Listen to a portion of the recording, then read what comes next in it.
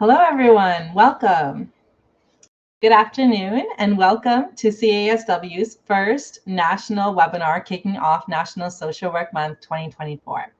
Happy National Social Work Month to all of you joining us here today. My name is Roshni Kurian, and I am the Education and Communications Coordinator at the Canadian Association of Social Workers. Today we have the Honourable Wanda Thomas-Bernard and the esteemed Dr. Lena Dominelli here with an important message to all Canadian social workers, that disasters are a social work issue. Before we begin, I'd like to acknowledge that the CASW is situated on the unceded and unsurrendered territory of the Algonquin and Anishinaabe peoples. First Nations, Inuit, and Métis nations have been stewards of Turtle Island since time immemorial. We also remember those who were forced to come here, particularly those brought here because of the transatlantic slave trade and slavery. We recognize our complicity in settler colonial violence, and we honor our commitments to truth and repairing relationships. We welcome you to take a moment to reflect on the territory that you are tuning in from and the many nations and peoples who have cared for the lands. Today, Senator Bernard and Dr. Dominelli will lead us through a conversation on green social work perspectives and how to rise above indifference so that social workers can restore healthy relationships between humans and our environment. Before introducing our presenters, I will quickly go through some housekeeping formalities. Today's event will be 1 hour, and towards the end, we will address questions from the audience. Each of the widgets on your screen are adjustable in size and movable, so you can arrange your screen to suit your preferences. I encourage you to type your questions in the Q&A box at any time, and we will do our best to address them at the end of the discussion. To make this event more accessible, CASW has added an AI closed captioning and French audio translation service called Interprify. This is a new pilot feature to the CASW webinars, and we thank you in advance for your understanding and patience as the AI technology learns the language of the social work profession. The recording of this event will be available in 24 hours using the link you signed up with. A certificate of attendance will be emailed to you at the end of the presentation, or you can download it from this platform at the end of the event. And lastly, please be sure to fill out the survey that will appear at the end of this. That said, I now have the honor to introduce our presenters for today. Senator Wanda Thomas-Bernard is the first African Nova Scotian woman to be appointed to the Senate of Canada, representing the province of Nova Scotia and her hometown of East Preston. Senator Bernard champions issues impacting African Americans and people living with disabilities. She is particularly invested in human rights, employment equity, and mental health. Through her involvement in community projects, her social work career, her time with Dalhousie School of Social Work, and now her work in the Senate, Senator Bernard has maintained a deep dedication to social justice and racial justice. Senator Bernard advocates for reparations for the historical and continued anti-Black racism impacting the lives of African Canadians today. Professor Lena Dominelli is the Program Director for the Disaster Interventions and Humanitarian Aid Program, which offers a one-year Master's of Science degree at the University of Stirling in Scotland. She was previously co-director at the Institute of Hazards, Risk and Resilience at Durham University. She has a specific interest in projects on climate change and extreme weather events, including drought, floods, cold snaps and wildfires, earthquakes, volcanic eruptions, disaster interventions, vulnerabilities and resilience, community engagement, co-production, and participatory action research, and all of these viewed from an anti-oppressive perspective. Her research projects include funding from the ESRC, EPSRC, NERC, the Department of International Development, Wellcome Trust, and UNICEF. Lena is a prolific writer and has published widely in social work, social policy, and sociology. Her latest of many books, Social Work During Times of Disaster, was published in 2023. She currently chairs the IASSW Committee on the Disaster Interventions, Climate Change and Sustainability, and also heads the Special Interest Group on the topic for the British Association of Social Workers. Lena has represented the social work profession at the United Nations discussions on climate change since Cancun, Mexico in 2010. She has received various honors for her work. I will now pass it on to our presenters. Thank you so much to both of you for being here today. Thank you so much, Roshni, and Dr. Dominelli. I can't thank you enough for being here. Thank you. I hope that I know we will have a very engaging conversation, and I'm delighted that you said yes when we invited you to do this talk. Dr. Dominelli, I was first introduced to your groundbreaking work when I read your books, Feminist Social Work and Anti-Racist Social Work, when I was a newly minted MSW graduate. And in fact, I would say that those two books, which I read before ever having met you, those two books really led me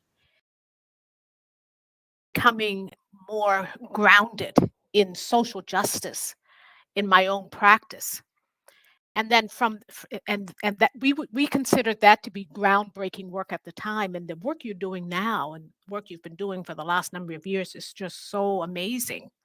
So I'd like to ask, what led you to your current work in green social work and disaster interventions? Not many social workers are doing this, certainly not social workers in Canada. Yeah, well, can I just beg your indulgence just to say thank you for inviting me, Wanda. And when I first met you in Dalhousie, actually, with Joan, what was Joan Joan? Gilroy. Gilroy. Joan Gilroy.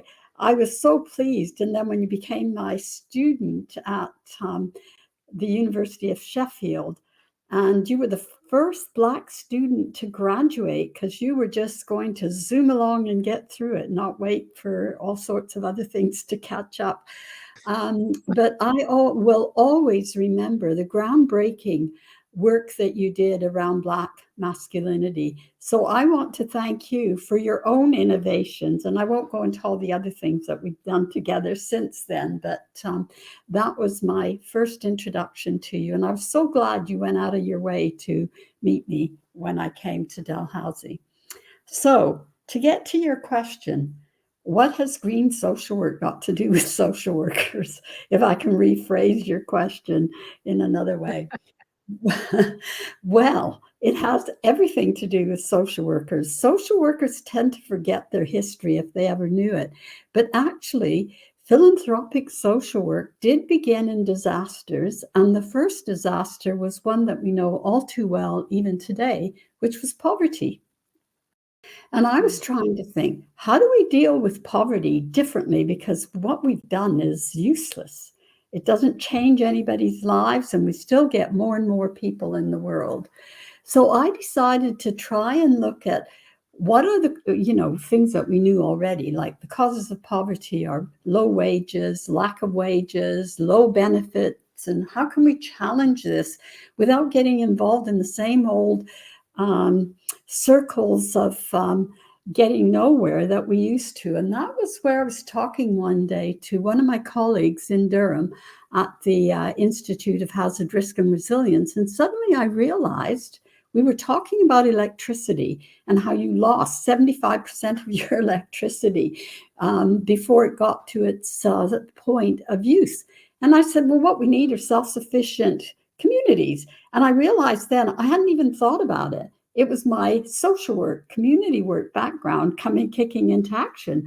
And I was working with a very disadvantaged community in Durham, which was called the Dodge City of the North, about 3 or 4 years before I went there. And most people, even the police and the firefighters, wouldn't go there. But being me and a community worker, I thought talking to people gets you around all sorts of places and issues. So I didn't even have to do that because people recognized I was not from there, and they came to me to say, hello, what are you doing? So I just said to them, well, I'm hoping to live across the road there if I can find a place that I can afford to live in. And so they wanted to, they said, you're not from here, are you? I said, no. I said, where? And then they said, where are you from? And I thought, how do I take this question? It wasn't asked in kind of like, we don't accept you here kind of way. So I thought, well, how far away do you want to go? And they said, go back to the beginning. And so I said, well, actually, I'm really a Canadian here for about 45 years at that point. And that opened the gates, because Canadians are really liked in the UK. And so I was no longer British. I was no longer from further south in the north. And I was Canadian. And that just meant that all the doors were open. So we got involved in community work. And when I said to them, what's the first thing you want me to help you deal with? And they didn't say poverty, which shocked me. They said fuel poverty. And my heart sank, because I thought, oh my God, I did fuel poverty 30 years ago and we're still having fuel poverty. So we can't deal with it like that. And then my light bulb moment came and I thought, oh, my friend said, and my reply was, so I said to them, okay, we're going to look at renewable energy, self-sufficient communities, and we're going to get businesses, which shocked even me, businesses to come and help us. And so we did. We found businesses with renewable energy. They were building solar panels, and they had these special, well, I call them blinds, but they were special blinds where one side would attract heat and the other side would reflect it. So you could change it around in winter and summer to get the heat coming into your house. And these companies, bless them, did provide the community, not everyone, we never got that far. We were going to get that far, but the government changed its rules and we couldn't. But they provided many people in the community with these resources that they wouldn't have had a chance of having. And that meant that they actually could do things. And where's the everyday life of communities? Because, you know, like your question was about how do social workers get involved in this? Well, we had social workers up in that community doing social work things. So I got them to look at people's bills, their bills for electricity and gas, and to look at the patterns that emerged. And we found one that astounded even me. This woman who lived on her own had a huge big peak that went up in use. And I said to the student, I said, what do you think this is about? Don't know. I said, well, we better go and find out. And how do you find out? You know, and this is where the teaching comes in. We go and talk to them and ask them questions and so on. So I went with them. And we found out that this woman had only been cooking for herself, not for the whole community or a group or anybody else. But what had happened was that over the years, her old cooker had lost its seal. So she was heating her room every time she tried to cook a meal for herself. And so, well, what did we do? We got, because green social work is transdisciplinary, we got the engineers to come and put in a new seal for her. And her problem was solved. And we went around every single household in the community doing those things. So it was a combination of social workers trying to find out what were the issues, and then bringing in scientists who could deal with the issues that we as social workers could not. And that's where the transdisciplinarity comes in. We also found that there were a lot of people who were in really poor housing stock with mold on the walls. And of course, this means that you will get a lot more sickness from being allergic to it and so on. So health issues came up. And that's also a social work issues. So we found from that beginning, which nobody would have said that was social work, we suddenly rooted it in everyday practice. And the same thing with safeguarding. A lot of safeguarding problems were caused by lack of income and how to use the money, the limited income they had.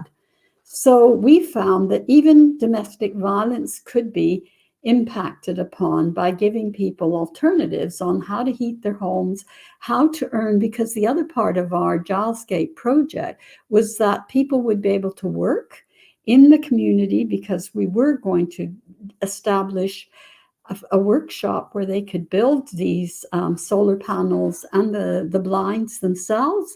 And then we were going to have attached to the workshop a creche. So anti-oppressive practice, feminist social work, all the isms were going to be dealt with in one fell swoop. That's that was I'm sorry. Go ahead. Finish off. Well, I was just going to say that was so exciting because it said actually the world is open to us once we use a green perspective, because we're trying to protect the environment and keep it going forever. This is a First Nations actually tenet that has been incorporated by me in green social work, which is that sustainability for us means that it's not just about looking after my needs today, but taking care of our beautiful planet in perpetuity. So it's care for, so feminist ethics being turned into environmental ethics, caring for the planet. But I hear you, this is really exciting to hear you talk about this. And what I'm hearing you saying is also the integration of Indigenous perspectives and worldviews as well, Yeah. and interdisciplinary groups working together. But you've taken us back to our roots in social work, that sort of deep engagement with community, but also that capacity to work across our different disciplines and working with others. And it all sounds really, really amazing. But I have to wonder, uh, what challenges and barriers did you have to overcome to be able to engage in such an exciting green social work that has so many connections? Yeah, that's a brilliant question. And I'm very lucky because having been an undergraduate at Simon Fraser University, I was allowed to do anything I wanted. And I did double honors degrees and covered all the physical sciences, the social sciences, the arts and humanities. And I loved it all and did well in all of them. I thrived there. When I came to England, everybody was in their little silos because I went to England first, not to Scotland. And they never talked to each other. And yet I'd been brought up as an interdisciplinarian. I was even in the Department of Political Science, Sociology, and Anthropology. So how could I just accept this? I didn't. I went around asking people why they did this kind of thing. And of course, I had to do my PhD in sociology. But it took me a long time to finish it off because I did everything in 3 years and then I got bored because I wanted to do this transdisciplinary stuff. I didn't want to just look at sociology. Anyway, eventually my dad asked the right question, like, do you want to go through this again if you don't finish it? Because I don't need it, right? Arrogant so-and-so as I was then. I'm not anymore, of course.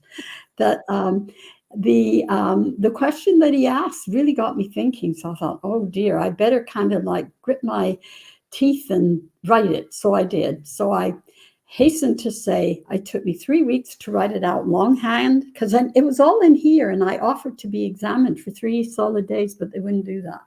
So I had to write it out longhand and then type it out because I couldn't afford a typist.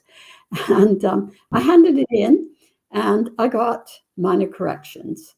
And then I was Dr. Dominelli, as you so politely called me, Wanda. But it was the opening to me to sort of say, you know what? The reason why I got bored with what I was doing was because I had challenged.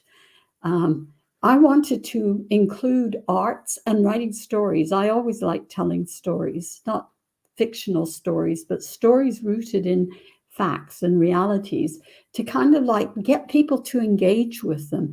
And I was trying to get them to do this around colonialism because my PhD was on Algerian French colonialism.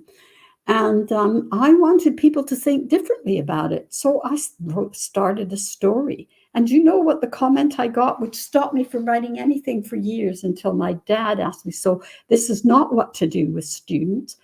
I was told, oh, this is fine for The Guardian, but not for a PhD from Sussex University.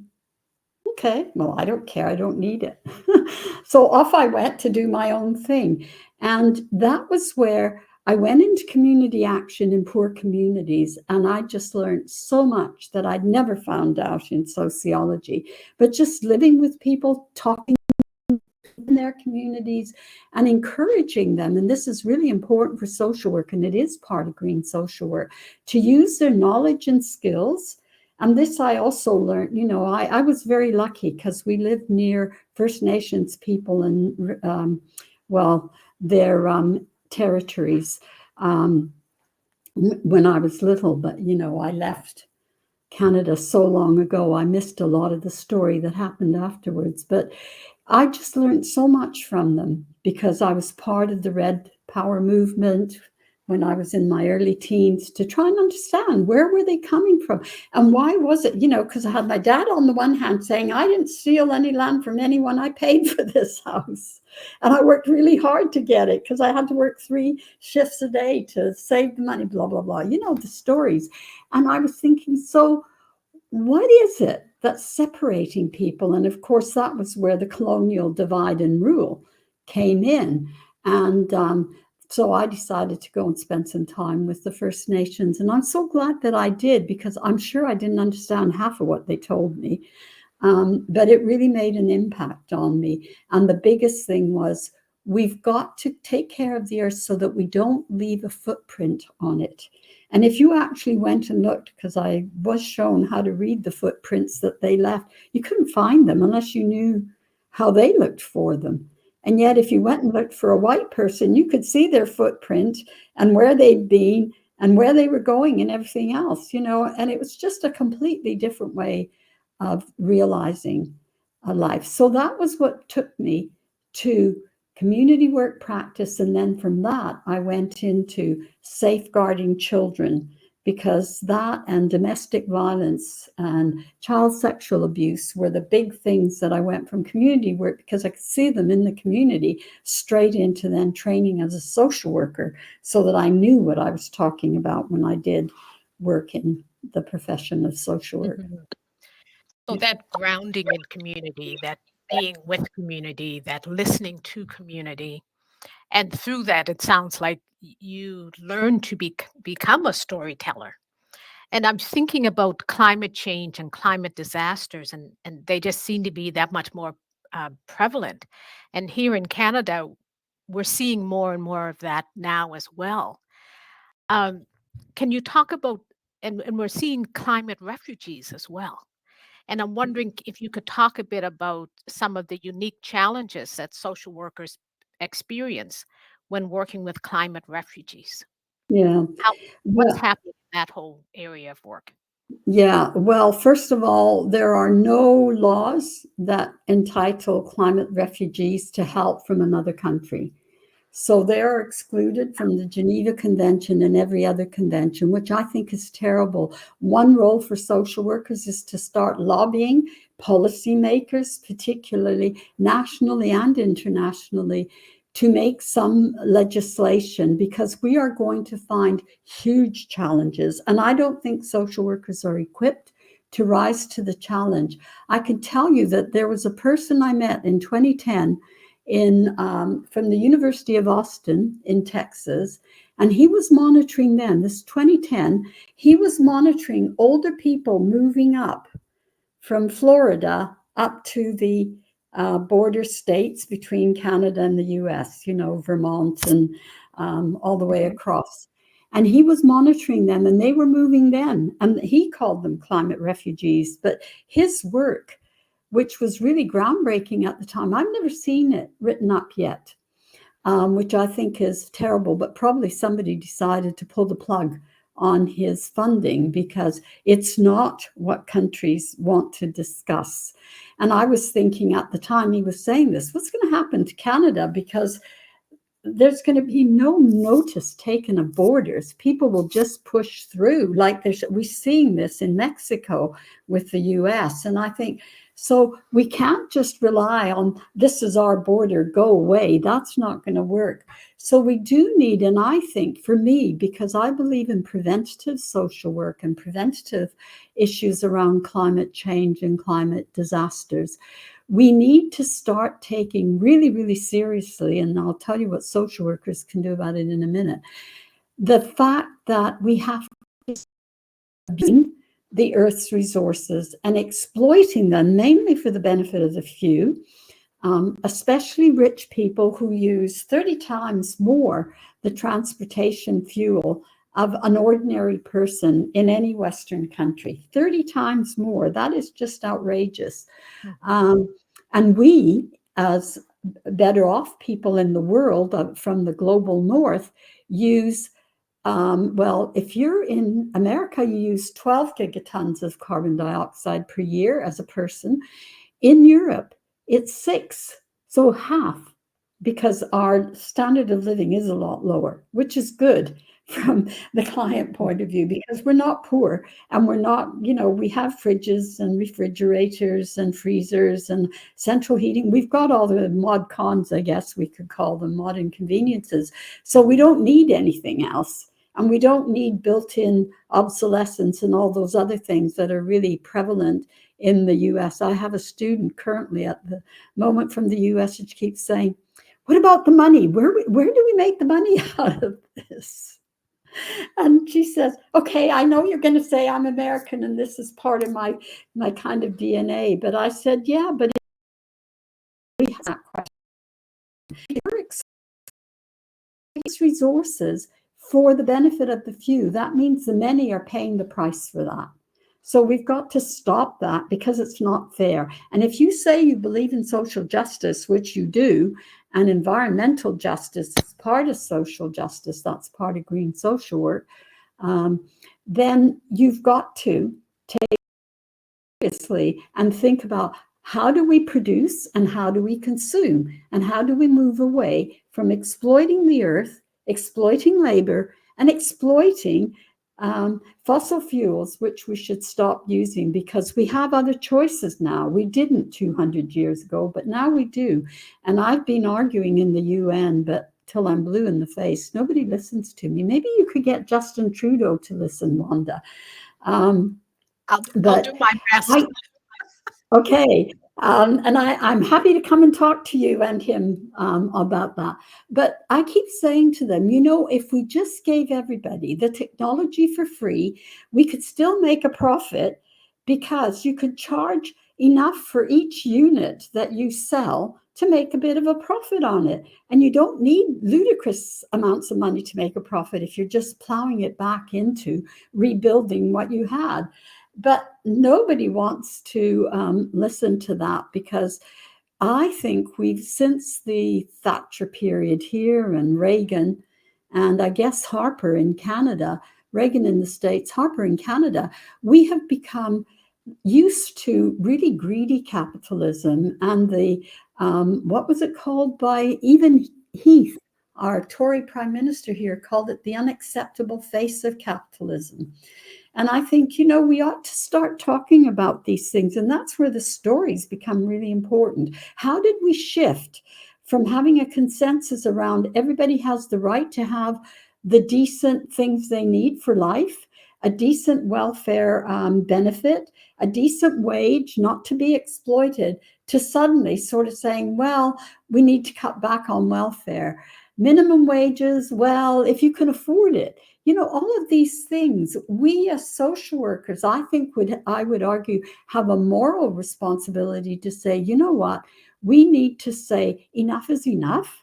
We're not going to support you in doing this because we're going to engage in consciousness raising. Remember that old word from community work days a long time ago? We were involved in consciousness raising, which meant that we would make available to people the data that they needed to say, this is what's going wrong, this is why it's going wrong, and then with them to work together to find out this is what we can do to put it right. And if you engage with communities like in co-production, participatory action research, they will come up with the answers for you. You don't have to find them, like I would argue. All of the things I'm talking about came up through co-production and about helping people to remember we start where they're at in social work and move them from where they're at to where you think that they could do better and live a better life and move from failing or surviving to thriving. Because most people don't want to barely survive. They want to thrive, but they need help to know there are lots of things they have, lots of strengths. How do they use these to get the things that they haven't got so that we can help them to move forward? And I think, to me, that was what was always attractive to me about social work and why I haven't given up on social work, even though they keep saying to me here as well as elsewhere, except in India, which is interesting, and in China. When I say there, Green social work is everybody's business, not a murmur of disagreement. Here in the UK, people say, why is it relevant to me as a social worker? I only do safeguarding for children or adult social services. And I think, well, if you're having a child living in a really grotty house, that is a green social work issue, because you should be moving that child out of the house and arguing why this is destroying their health and their future and our futures, because our futures are interdependent and we rely on young people nowadays thriving for us thrive in old age. Yes. So I'm thinking, though, as I'm listening to you, and I'm thinking about all of those sort of critical points you're raising, especially the points around environmental justice being part of social justice, but not a lot of people see that. They miss the link. Green social work being part of environmental justice. We're missing the link. About half the schools of social work in Canada don't even offer a course in this field. And so what can we be doing? And then you also talked about the old days of consciousness raising. And it seems to me that part of what we need to do is to do more consciousness raising in the field of social work.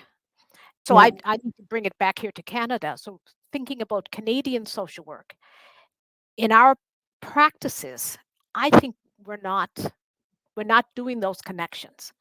And I think we have policies that keep us out of communities as opposed to pulling us into communities. So I'm wondering if you could offer us some ideas on what we should be doing here in terms of professional development to do more of that consciousness raising, but also in terms of education. How do we do better? And then I think once I hear your response to this, I'm just mindful of the time. I'm going to ask Washni to see if there are some questions from the audience. So I'll have you respond to that question while we see if there are some questions from the audience. Thanks, Lena. Okay, thank you. Yeah, I think that's really important, because social workers do not see the relevance, and we need at least one module, and this is at least one module on green and renewable perspectives in social work, offered in every single program in the universities and in other places. If, like here in the UK, you do train social workers outside of the universities, we now have apprenticeships in businesses training social workers. And I just think this is dumbing down the profession. But sorry, I believe in a degree-led profession. But anyway, that's one of the realities we face. And so we have to kind of like keep challenging that. And I think, yes, if you're always challenging things, it can be very draining. So you have to have your allies, and you have to find who else thinks like you. And then you support each other in kind of like developing the things that you haven't got. So when I came to thinking about green social work, now I started working on it in 2004. I did nothing about a curriculum in social work until I guess I'd written green social work by that time and talked about a curriculum, but I had no idea what should go into a curriculum, because I hadn't done what I normally do as a good community worker, go and talk to people who are those communities, and that would be practitioners, emergency workers, students. And eventually I did in 2018, which took me a long time. I did sessions around that in Durham, and then I moved up in the same year. I moved up to Scotland, and I did the same thing up here. So I had a really firm database of my ideas, their ideas about what should go into the curriculum. And the curriculum that I'm now teaching to, which has 10 modules, 2 are continuing professional development modules, 8 are for the MSc, 6 are for a diploma, and 4 are for the certificate in disaster interventions and humanitarian aid. And that all came from what people said and from working with them. And you know what was really interesting to me? Of course, by that time I'd done work in Sri Lanka. I'd done work in the Wenchuan earthquake. I'd done some work in Haiti. I'd done lots of interventions, real painful interventions, including in Nepal. I had learned a lot from the practice, because I believe in being grounded in practice, and listening to other people who were also grounded in practice, but from different experiences from me. And the one thing that they added, which it never occurred to me to add until they mentioned it, was communication skills. And of course, I should have remembered that. We have communication skill in ordinary social work, but I thought, oh, that'll do. And they said to me, no, it's not the same, because you have to communicate in very different circumstances. The people's realities are very different, and they're all traumatized. How are you going to kind of like just say it's communication skills that we use every day? So we started using communication skills, and we do a lot of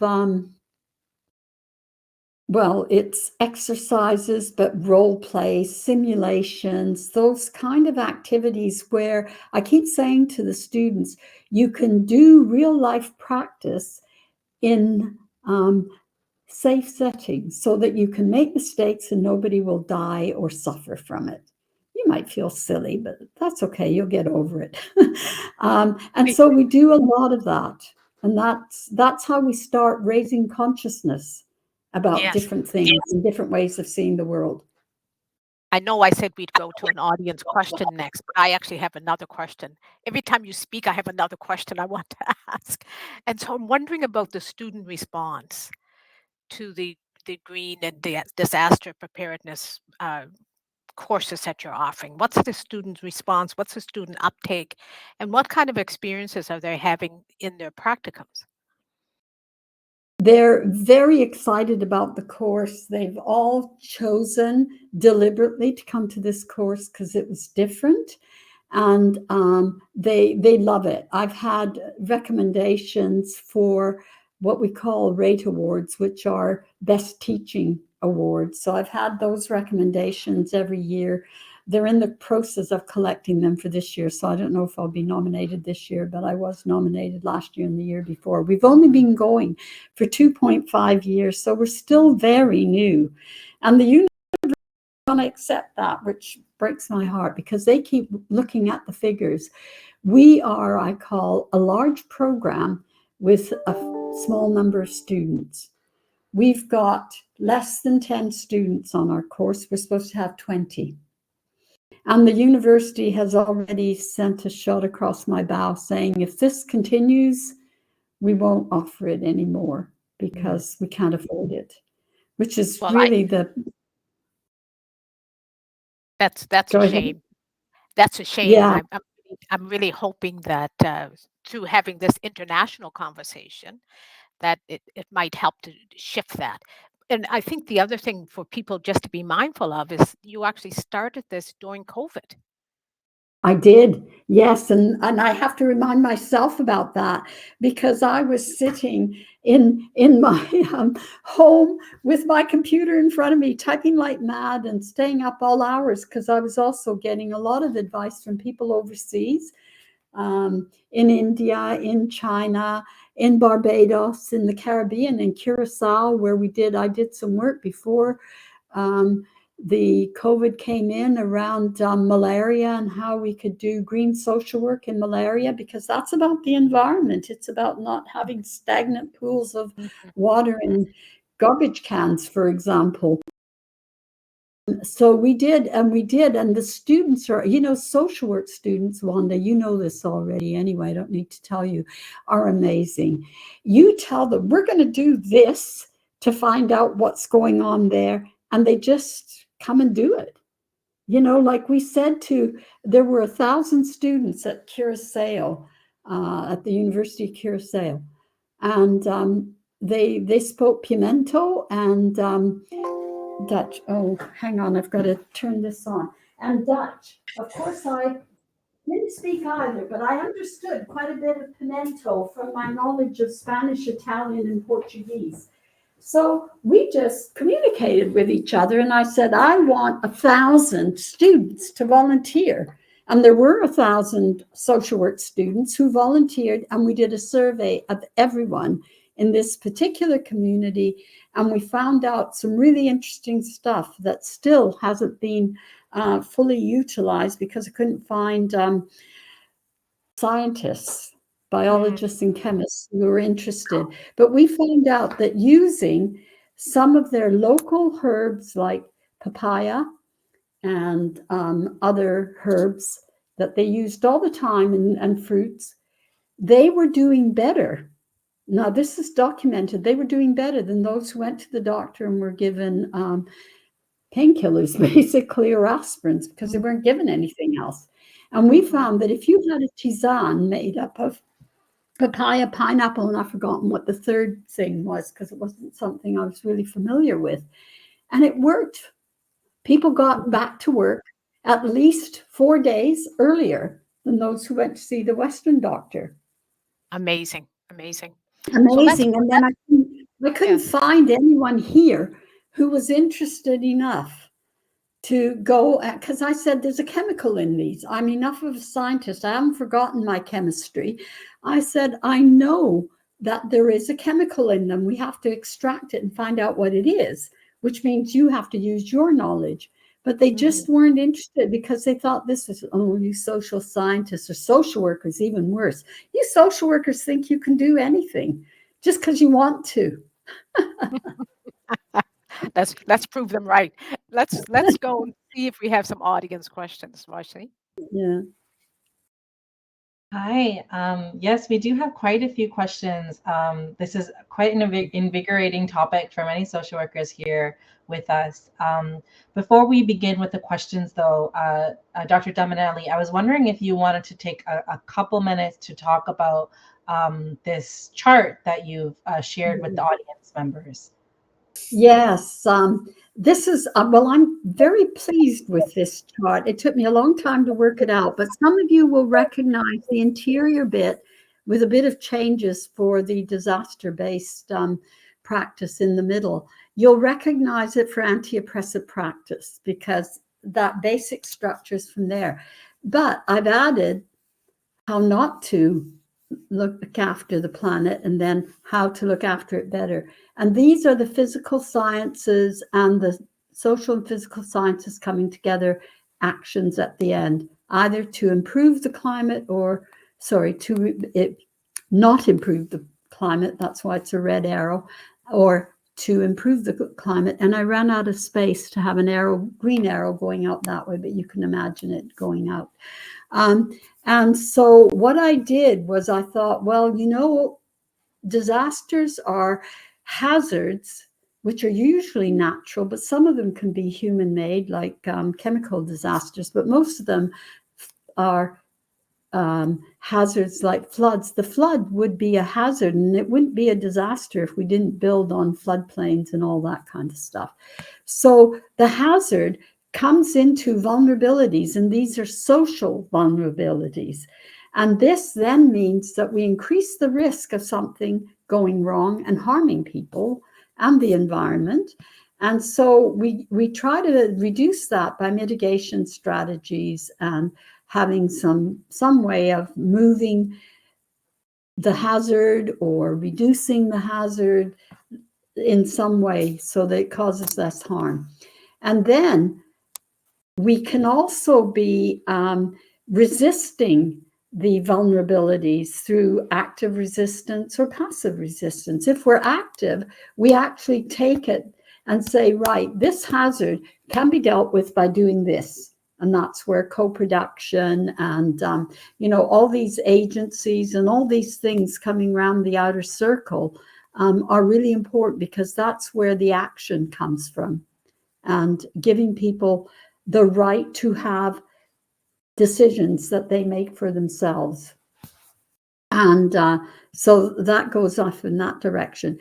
If you just say there's not much we can do, the flood is there because the river is there, for example, instead of saying, well, it's because we built houses right next to the river or in the floodplain itself that we're increasing the vulnerabilities. And then it's just going down and kind of like not changing anything and sticking to the same old policies that we've had forever, not challenging them, not questioning them. And then we carry on, you know. We might use the values to try and look at what's going on, but then we'll be looking for values that confirm our passivity rather than our active engagement. And then, you know, we don't treat the physical environment as important enough. So we then just go off and it just repeats itself. Whereas if we actually say, what can we do that is active? So we give agency priority, and we reflect on what that agency means, how we actually put it into practice to change policy and practice, and to engage in decision making. That is so crucial. And we can use our spirituality and faith affiliation because that's where we might find some allies that share our views, and then argue for resources. We need resources to change things. And then we can start changing the physical environment and making sure that the built infrastructure is one that is not going to increase our vulnerability, but reduce it. So it is, I don't know, it doesn't even require common sense in my book to say don't build on a floodplain, because we know you're going to flood.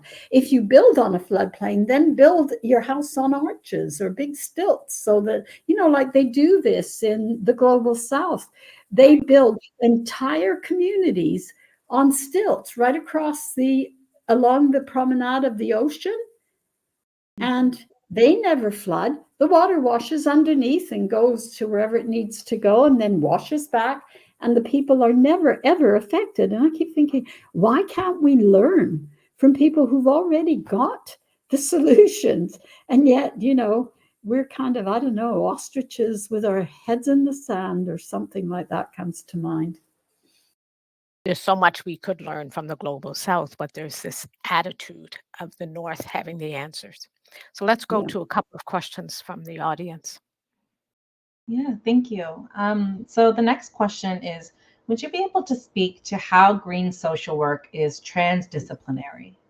I think that's an unfamiliar term to some folks. Yes, it's, if you look at these hazards, we only understand those hazards from the physical scientists, because the hazards are earthquakes, floods, meteorological conditions, hurricanes, storm surges, coastal erosion. We need to know the science that underpins those hazards. And then the vulnerabilities, they can be physical vulnerabilities, like, for example, even in a place where people haven't built any housing along the coast of, well, Scotland is a good example because we have so many fjord-like indentations all along the coast. It does erode and bits fall into the sea. That is a vulnerability, but it's not a social vulnerability. It's a physical vulnerability caused by the hazard, that it's just the way the slope and everything else that I could go into in great detail for you, but we haven't got time, causes. And then we reap the repercussions, because if it falls too far into the sea, it might destroy the birds' nesting area, or it might destroy, like in Scotland, we have lots of seals along the beach, or it could destroy all the puffin colonies. So we have lots of issues that come up with the vulnerabilities if we don't understand them. And we only understand these physical vulnerabilities by going to the physical scientists. They could be biologists, they could be physicists who can explain how movements, and they'll draw vectors for you of how the earth moves according to different forces acting on it. So there's all these things that we need transdisciplinarity for, and that's what it means. But also, I would argue, as social workers who face people in traumatized, like if they're grieving loss, and now we have eco-grief, which is the loss of our environment, caused by ecocide, some people would argue, which is killing the environment. But eco-grief needs psychological interventions. We can do a bit as social workers. We can listen to people, we can refer them to the psychologists and the psychiatrists who can help them, especially if they've become so embedded in their eco-grief that it's become a post-traumatic stress syndrome. And so we need to go to other people. So that's all that's saying up here, is that we can't do everything by ourselves. We can do this bit here pretty much by ourselves. We can do a lot of this here, but we need to convince politicians and the economists and the businesses there.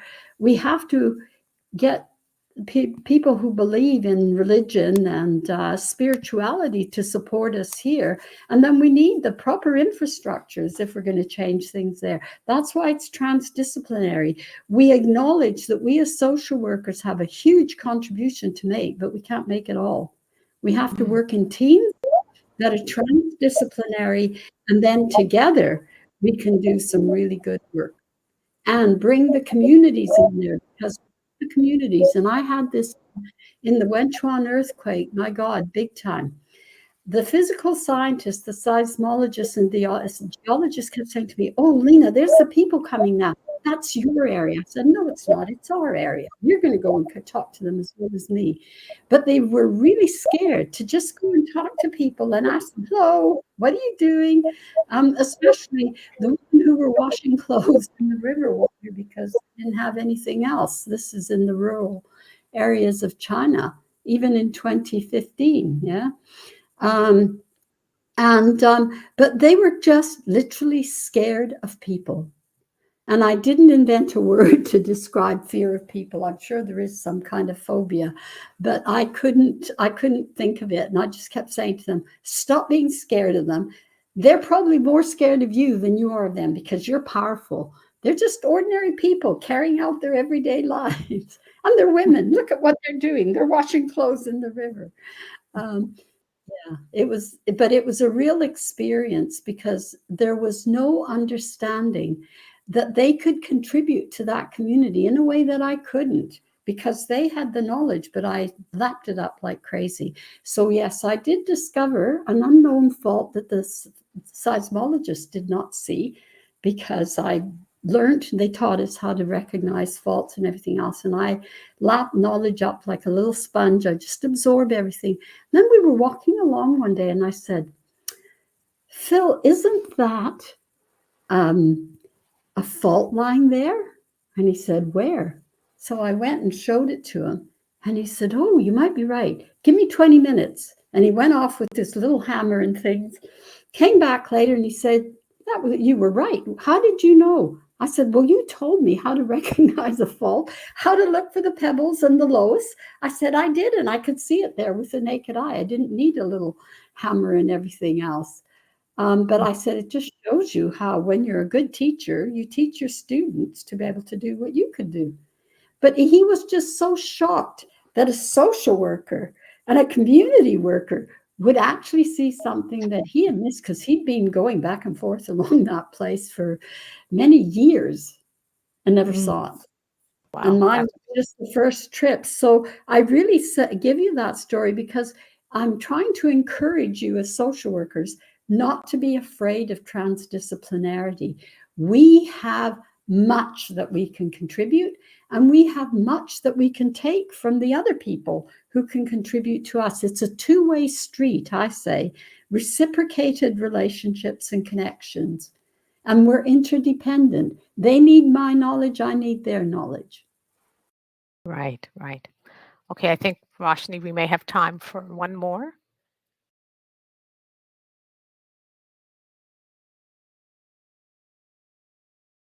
Sorry, Roshni, I we're not can't hearing hear you. you. Are you We're not. muted? Oh, sorry about that. So I'll try to combine two questions in one. So there's a question here. So CASW has recently released our newly revised Code of Ethics, which also speaks to the promotion, the protection of the environment, lands, air, water, plants, and animals as essential to the well-being of all people.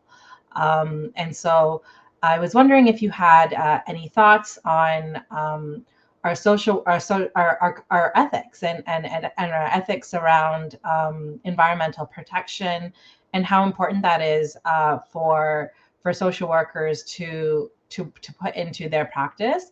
And then also there are some quite a few questions here on what does advocacy look like for green social work perspectives? What does like a green social work practicum look like? How do students, try to push these perspectives within their own learning institutions and embrace this new face of social work? Yeah, well, that's a lot of questions, not just two. So I'll do my best to answer as many as I can. The first question about how do we include these things in the curriculum, I think the Code of Ethics is a good place to start. And I'm really pleased to hear that CASW has done that, because that is an important first step. And then it's up to the social workers, the students, the academics, the researchers, and the practitioners to start using that. Because if that is part of our ethics, then we should say, okay, am I acting ethically? If I go into a person's house and I've got a safeguarding concern and my focus is so narrow, I just want to protect this child from being abused. And that's very important. But then look at what's the environment, the whole physical, social environment. Don't just stick to the social environment like Bronfenbrenner said. Stick to the holistic environment. How does this holistic environment impact on this child? And can I use people in the community and their knowledges and skills? Because that's part of green social work, is making connections with people you normally would not. And, they've got lots of things to say about how to look after children. And in some parts of the global south, they say it takes a village to grow a child, not our nuclear family-oriented way of doing it in the West. So if we're actually looking at a child holistically and looking at the physical environment outside their home, also, do they have decent sanitation, hot water, heating, all the things that enable children to thrive? That's part of green social work. We're trying to get people to thrive by not abusing the environment, by using resources judiciously to make sure that we get what we need out of the environment now, but we're not exploiting it, we're not using it for profit, and we're looking at how we can return what we got from the environment back to the environment. So if I'm like, my garden is my salvation. I could not live without a garden. I have a tiny wee garden, as we say in Scotland here, because I don't have a big, huge amount of land. But I've got a garden. And the first thing I did was say to my husband, I need a garden here. So we built our garden. And it's just amazing what you can grow. We've got, and I give lots of them away too, because it produces a lot of potatoes, which grow really well up here, and apples and carrots and, basic stuff that are good, healthy foods. And so I give them away to people. And at the university, we have a community garden where the students are growing food for the community. And we need to do a lot more than that, because it's still very small. But, most students, I don't know if it's the same in Canada, most students here are so overwhelmed because we overwhelm them with teaching. We overwhelm them with exams and assignments, and they never have time to stop and think. Which is why in my classes, you get a lot of exercises to stop and think within the class. So you don't have to find extra time. You can do other more important things in your extra time. But that is so crucial, because if you don't have time to think, you're not going to be creative. And green social workers are creative because we think outside the box. And what were the other questions they asked? I think I've gone off on a tangent. I don't think we'll have time. And so I think what this means is we have to have further conversation, because as you were talking and making connections, I'm thinking about Indigenous social work. I'm thinking about Afrocentric social work. I'm Yes. thinking about how they connect with green social work. So, in addition to the sort of disciplinary work, I also see just so many connections with communities of people in this country who feel, and not just feel, but who are so marginalized that Yeah. an emphasis on green social work could actually really help make Yeah. us more connected and bring us Yeah. together. Yeah, And and so green social work is about connection. So thank you for reminding me. All of these differences come in under the term agency and under the spirituality, faith, affiliation, and values that we have, and locality specific, culturally specific relationships that we have with each other. So they are there, but I didn't have time in the short period that we had cover we everything that it says, but honestly, you will find decolonization in there. You will find, and although I haven't mentioned them specifically because I haven't got the space, even having this included in this chart, but to mention Afrocentric. So they all come under here, all these different perspectives, indigenous knowledges, but they could have. But then I thought, it's way beyond my skills to draw anything like that. So I had to do it the way I could do it, which is very simplistic. But there are arrows that could come out of all of these to kind of like show the great. But you're right, Wanda, it's all about making these connections. And the more conversations we have, the more we can help each other to make these connections. well, let's hope that today is a beginning of conversation around bringing more green social work to Canada. And what better person to have us do that than a Canadian who went to England, who's now in Scotland, but still very committed to green social work around the world. Yeah, It's been it's been an amazing time with you today, and I sincerely thank you for your willingness, your generosity of your time, your spirit, your intellect, and your vision. And I hope it moves us just a little bit, which will make a big difference. Thank you so much, I, Lena. I just want to thank you too. I think it was an inspirational choice on your part, even if I do say so myself, to think about green and bringing it into the Canadian sphere. I do hope you'll have that conversation with Justin Trudeau. And I should tell that I went to university with his mom, Oh, Sinclair, she was called at the time. Isn't it a small world? He'd have a fit if he knew that. I haven't seen her since university days because I came here and she went off and married Trudeau, and then the rest of you know the rest of the story, which is very the rest sad of on his. some levels. Yeah. That's amazing. But yeah, isn't Truly it a amazing. small world? Yes. Anyway, I don't think this is our take last care. conversation on this, Lena. I don't think this is our I last hope, conversation. I think based on I the hope not. audience questions, yeah, based on the audience questions that we weren't able to answer, I think there's a lot of interest. And so I'll just plant that seed. I'm a seed planter. I love gardening too, but in a different way. So I'm planting that Yeah. seed with CASW, and I'm sure that we'll continue the conversation. So thank you again. Well, I hope so. And I thank you, Wanda, and CASW, and you, Roshni. I think it's just amazing that you actually brought us together in this conversation. So thank you very much. Thank you, all of you whom I couldn't see in the chat and in the wherever you are. It's been a real pleasure. And I do come back to Canada quite regularly because the rest of my family, I'm the only one over here. The rest of my family is still in Canada. So hopefully we will meet again. And hopefully, Wanda, you and I will meet in person again. So I hope take so. care. Thanks. And thanks everyone Bye for joining now. today. Thank you. Bye. Lena, don't hang up yet. Oh, she's gone.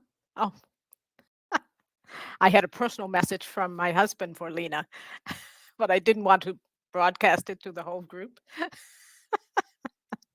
I'll send her an email. I wasn't on the listening side, Roshni. So, oh, you're muted. Sorry, everyone. So just a few closing remarks before we close off. I didn't realize I was muted there. So thank you, Senator Bernard, and to Dr. Dominelli for this inspiring, inspirational conversation. And we are pleased, CASW is pleased to announce that we are very happy to make a donation to the Scholarship Fund for the University of Stirling's Disaster Interventions and Humanitarian Aid Program. And so we want to thank Dr. Dominelli again for her pioneering work in this area of practice. So again, for our audience, the recording will be available in 24 hours, or you can use the link in your email. Feel free to send us your questions or suggestions for improvement or feedback with us using the survey. For your chance to win a free CASW notebook or tote bag, please be sure to fill out the survey and let us know how you think social work offers possibilities. And you can check out this week's book giveaways on our Facebook, Instagram, and LinkedIn for your chance to win a copy of Dr. Dominelli's latest book, Social Work Practice During Times of Disaster, a transformative green social work model for theory, education, and practice in disaster interventions. For more information on National Social Work Month contests and events, please visit nationalsocialworkmonth.ca. Another huge thank you to Senator Wanda Thomas Bernard and to Dr. Lena Dominelli for being with us here today, and for our audience members for your questions and attention. Happy National Social Work Month, everyone. See you next time.